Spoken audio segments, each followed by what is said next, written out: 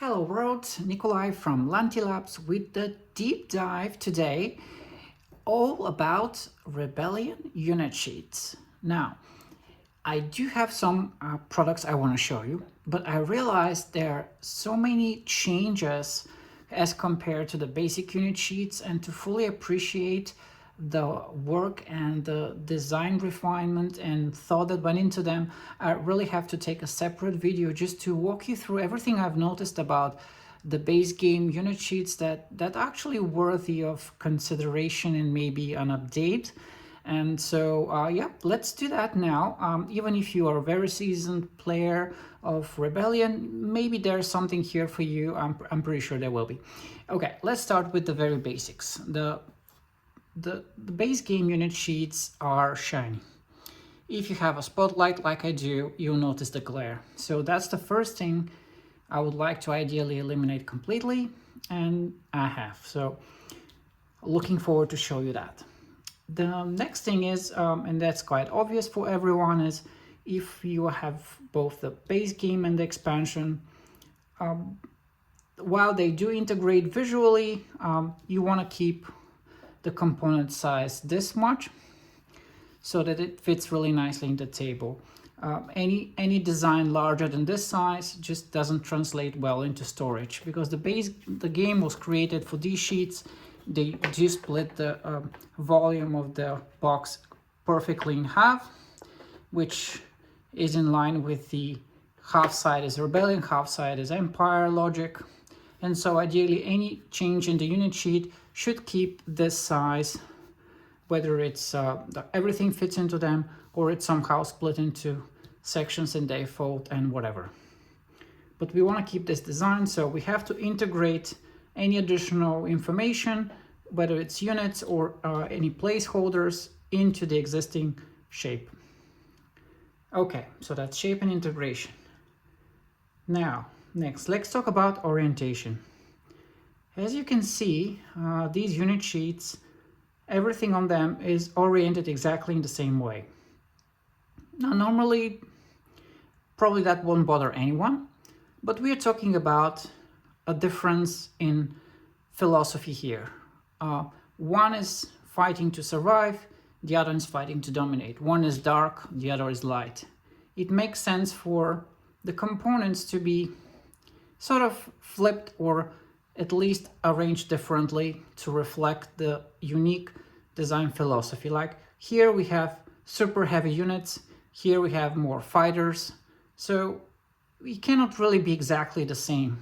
These are asymmetrical sides in one way or another, and that has to be reflected somewhat, at least in the unit arrangement. But what really creates a problem here is not the units themselves, but the 2 versus 2 gameplay. And let me show you. So I'm going to take these components away, so I have a little bit more space. And we're just going to put these like they would be normally, facing each other. So looking at the Rebel side, here is the Admiral leader pool. And next to it is the action deck and the space units, all logical. Same for the other side. General leader pool, ground units, perfect.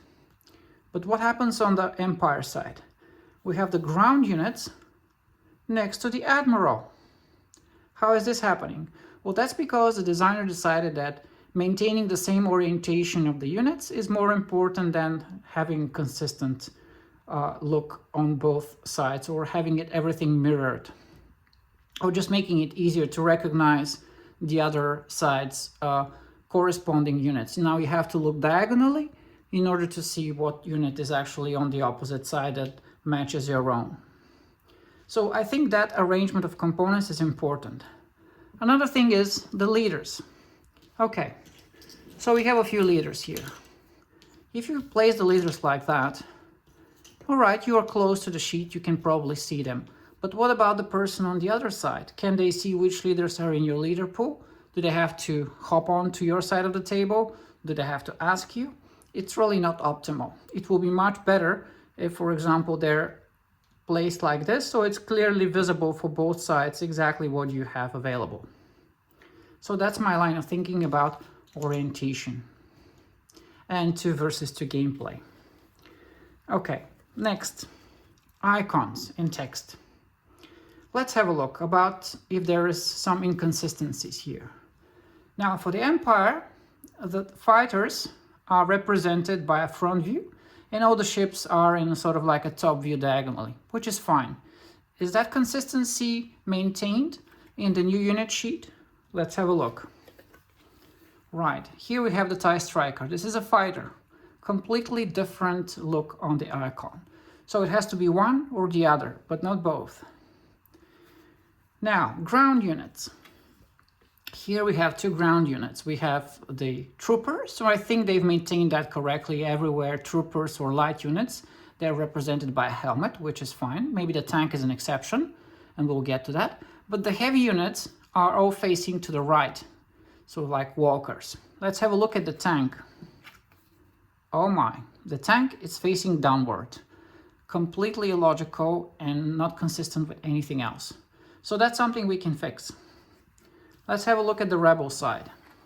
I think there everything is pretty much consistent. If we want to have the speeder looking right way, it will be more consistent with the Empire. All the fighters are pointing up. All the ships are pointing diagonally to the left. And this is maintained in the additional sheet. Fighters up, ship to the left. That's fine. But we could always make them point the same way, just to be more consistent. Okay, text.